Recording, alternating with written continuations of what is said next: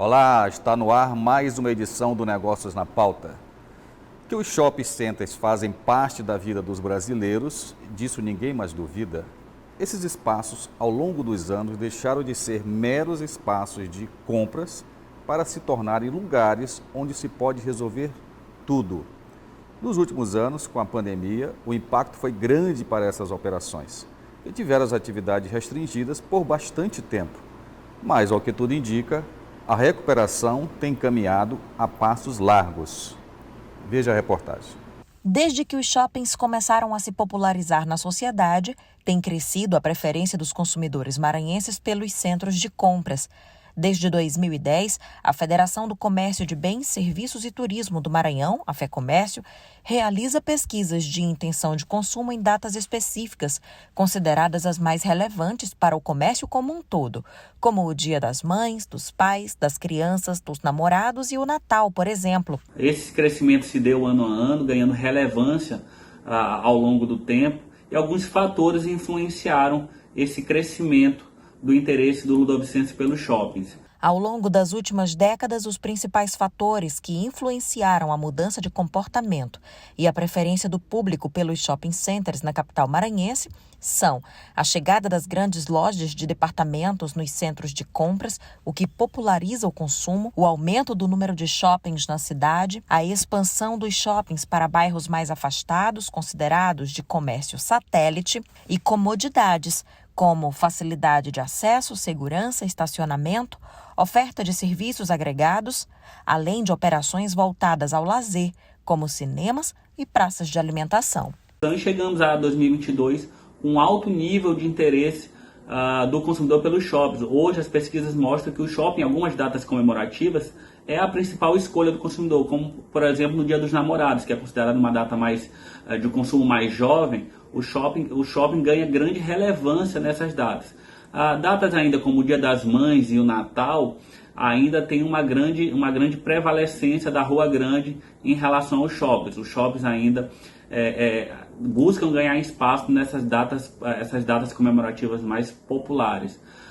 No entanto, a gente percebe essa ascensão, essa caminhada que os shoppings vêm ganhando espaço na preferência do consumidor ao longo do tempo. Nós vimos aí que a tendência é positiva. De acordo com a Associação Brasileira de Shopping Centers, no segundo trimestre deste ano, abril, maio e junho, o aumento no fluxo de pessoas foi de quase 60% na comparação com o mesmo período de 2021. Com isso, houve aumento de 38% nas vendas. Já na comparação com 2019, o período pré-pandemia, as vendas cresceram 4,3%. Então vamos aqui apresentar os nossos convidados de hoje. Nós recebemos aqui no nosso estúdio a Camila Ram, que é gerente de marketing do Rio Anil Shopping, a Elide Costa, que é gerente de marketing do shopping da Ilha, e o Tiago Mendes, que é superintendente do Golden Shopping. Bem, estamos aqui cercados de autoridade de shopping center, né? Que bom. Então, nós passamos aí nesses quase 2 anos de existência do nosso programa, por coincidência começou durante a pandemia, e um período que foi difícil para todos os negócios, né? E talvez um segmento que tenha sentido mais tenha sido o varejo, né? O varejo presencial. E shopping center com certeza tiveram uma grande queda de presença física e de vendas. Como é que foi para cada um de vocês esse período? Primeiro vamos falar do período que não foi bom, até chegar ao período bom. Como foi a Lides lá no Shopping da Ilha? A gente sempre fala lá no Shopping da Ilha que shopping center ele nada mais é do que uma caixa de concreto. Ele sem pessoas, sem vida, sem os clientes, ele é uma caixa de concreto. Então esse período da pandemia foi muito difícil. A gente veio e ficou fechado por quase 90 dias. Foram mais de 80 dias fechados. Fechado mesmo. A gente fechou no dia 20 de março de 2020 e só reabrimos no dia 15 de junho. Então, eu lembro que quando a gente fechou, todo mundo, acho que no segmento, dizia assim, não, vai ser uma semana, vão ser 15 dias. E de repente a gente se viu aí com 20 dias, ou com mais de 80 dias fechados. E quando a gente reabriu em período reduzido, era um horário reduzido, com todas as normas de segurança, a indústria teve que se adaptar, né? Era o álcool em gel, adesivo em todo lugar, sinalização, controle de temperatura, era tudo muito novo e muito rápido. As normas de convivência, né? As novas normas de convivência. Como foi dito no período, o novo normal. O novo normal. Né? O novo normal. Então foi difícil a adaptação, mas necessária. E esse período de fechamento foi um período que, na verdade, a indústria começou a se reinventar. A indústria do varejo físico, ela se reinventou num espaço muito curto, e a gente fala que em 3 meses avançou-se na tecnologia digital que não se avançou nos últimos 3 anos, no período, né? Talvez tenha se utilizado o que já estava disponível, né? Ou acelerado processos, porque a história de o varejo digital vai chegar já era uma realidade. A gente já via isso nas últimas NRFs, que é, na verdade, o nosso principal evento do varejo, que acontece nos Estados Unidos, já vinha se falando disso, dessa mudança para o varejo digital nos últimos 5 anos de NRF. Só que nesses 3 meses de 2020 que a gente ficou fechado, avançou muito, porque era necessário criar canais de vendas onde a gente precisava se reinventar e permitir que o nosso lojista pudesse. Eu lembro que a Páscoa aconteceu nesse período e a gente estava sem equipe, shopping fechado. Eu fui com o gerente de operações e mais 2 pessoas de acionamento. A gente foi operar o drive-thru de Páscoa, para que a gente pudesse possibilitar que os nossos lojistas que vendiam chocolate, produtos dessa época, sazonais, pudessem se adaptando também a uma nova realidade. Comercializar, né? Porque eles compram com antecedência. Então, eles compraram estoque em 2019, quando a pandemia, ninguém sabia que ia acontecer. Sim, então, eles tinham um estoque grande para vender. Então, a gente teve que se adaptar, buscar essas ferramentas. O site do shopping, rapidamente, a gente adaptou e criou uma aba Compre Online, onde o cliente podia entrar no site do shopping e falar diretamente com o canal de cada loja, Muito seja legal. o Instagram, o WhatsApp. Então, teve que bom. se adaptar. Como foi lá para vocês, Camila? Eu acho que o cenário é parecido para todos nós, né? Foi bem desafiador. Principalmente nessa relação com o lojista, assim, né? Administrar o lojista nesse período que, querendo ou não, foi uma crise, porque foi bem o que ela falou, assim, tipo, a gente pensou que ia fechar por um momento e quando vê aquilo foi se estendendo, a gente ficou, né, com aquela percepção de que, nossa, vai demorar muito ainda, né? E para o nosso lojista, às vezes nosso lojista pequeno, local, entender como é que funciona essa questão do delivery, do drive-thru, criar um canal online, um ambiente online, né, essa venda online. Então, a gente teve que administrar essa relação com o nosso lojista, pegar pela mão mesmo, ensinar, olha, vamos se aproximar do nosso cliente de que forma, de qual maneira, né? Como é que ele quer receber esse produto dele em casa? Então, eu acho que foi um exercício, um desafio para todo mundo que trabalha no varejo, assim, né? Se adaptar à nova realidade, tentar entender como é que a gente poderia deixar esse período estressante mais viável para o nosso lojista, né? Eu acho que em questão, assim, de shopping mesmo, a gente fez... abriu portas, né? A gente ajudou o nosso lojista até no custo condominial, a gente baixou, né, os valores, enfim, tentou auxiliar da maneira que a gente podia também no cenário, porque estava difícil para o nosso lojista, estava difícil para nós, estava difícil para o nosso cliente também. Então foi um período que a gente pôde aprender muito e hoje a gente está aí, né, conseguindo retomar, bem como você falou, a passos largos.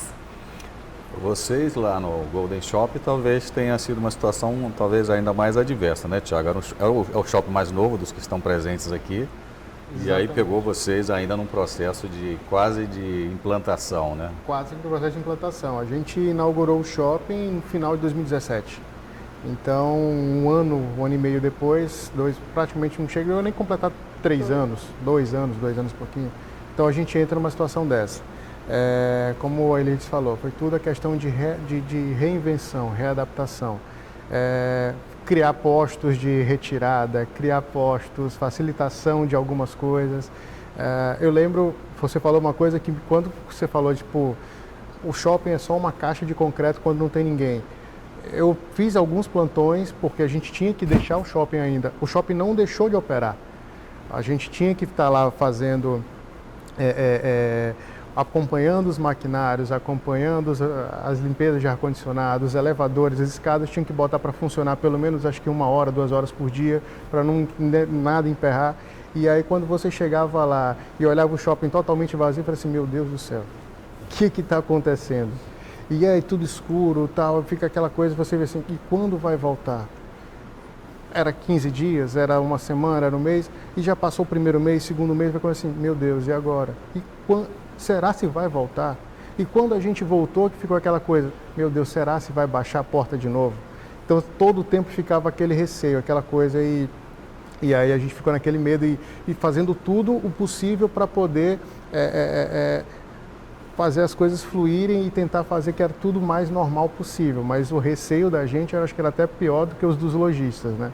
A Camila falou uma coisa que era interessante. Nesse momento eu estava até como gerente financeiro do shopping nessa época. A questão do custo pegou muito. Acho que todo mundo teve que se buscar alternativas para poder diminuir o custo não só operacional do shopping, mas o custo para os lojistas. A gente não podia também simplesmente repassar porque eles iam pagar como. Então foi um exercício, uma gincana bem complicada. Como você falou, para a gente que estava no começo ainda, aqui engatinhando, a gente está falando de 2 shoppings extremamente consolidados. Rio Anil com seus 10, 12 anos, o Shopping da Ilha com 10 anos. Então, eu agora que vou completar 5 anos, então estou num período que é realmente, ainda estou num período de maturação. Foram pegos de surpresa aí, né? Foi bem complicado. Mas esses períodos de dificuldade são sempre períodos de grande aprendizado, né? O que vocês consideram que foi o grande aprendizado neste período da pandemia para os shopping centers? Eu acho que tudo pode acontecer, né? Esses comunicados, essas orientações que vieram, às vezes vinham 6 horas da tarde para te fechar o shopping no outro dia. Então, que a gente tem que estar preparado, que a gente tem que estar com a equipe muito alinhada, sabe? Ter os canais com os nossos lojistas muito atualizados, assim, para a gente conseguir se modular, né? Se adaptar ao que está para acontecer. Então, eu acho que todo mundo ficou mais preparado, né? Conseguiu planejar melhor algumas demandas que até então fazia de uma forma, a gente teve que adaptar para outra. Esse medo, né? Que a gente vivia com essa insegurança de será que vai fechar, será que não? Então, eu acho que todo esse movimento fez com que algumas das nossas tarefas, né, que antes eram tradicionais, a gente sempre fez desse jeito, né? Não existe mais isso. Então, a gente tem que estar sempre com uma pulguinha atrás da orelha, né, de como a gente vai se comportar a partir de agora. E Elis, como foi lá para vocês? Como a Camila falou, acho que o maior aprendizado é que a única certeza que a gente tem é que amanhã não vai ser igual a hoje. Né? A certeza da incerteza. Isso fez ratificando o que ela falou, que a gente, de maneira mais rápida e mais crítica, pudesse reavaliar vários processos e principalmente a questão da digitalização, que eu falo que esse período da pandemia, ela tornou o varejo físico mais digital e o varejo digital certamente mais humano. Porque é uma complementaridade. Então, acho que ficou muito de lição isso, que hoje o varejo físico, ele precisa sim do digital e o digital precisa da experiência e da humanização que o físico oferece. E vocês lá, que na verdade ainda estavam num processo assim de aprender e teve que reaprender não aprender. Exatamente. É como pegar um pouquinho da Camila e da Elis, mais uma vez, aproveitando, né? É bom que a gente fica por último, que aí vai pegando os ganchos. Então, assim, a gente aprendeu a ficar mais imediatista. A gente começou a ficar muito, poxa, não vamos deixar isso para amanhã. A gente não sabia a incerteza do amanhã. Então, a gente começou a buscar todos os processos, finalizar o máximo de processos o mais rápido possível. Não adianta a gente ficar pensando, cogitando alguma coisa, a gente tem que seguir uma linha, e isso que a gente está fazendo hoje, de seguir uma linha muito mais próxima e muito mais próximo da atualidade, da realidade. A gente não consegue, não é que a gente não consiga, a gente tem obviamente nossos planejamentos, mas o nosso planejamento a longo prazo ele já começa a ficar mais imediato. Então a gente não consegue dar um passo muito longo mais, a gente tem que dar passos realmente muito mais curtos. Bem, que bom. Então, a gente está indo nesse bloco aqui. Esse bloco nós estamos falando do passado, né? O que aconteceu. Mas a gente faz agora uma rápida pausa e na volta vamos saber mais sobre a recuperação dos shopping centers. É já já.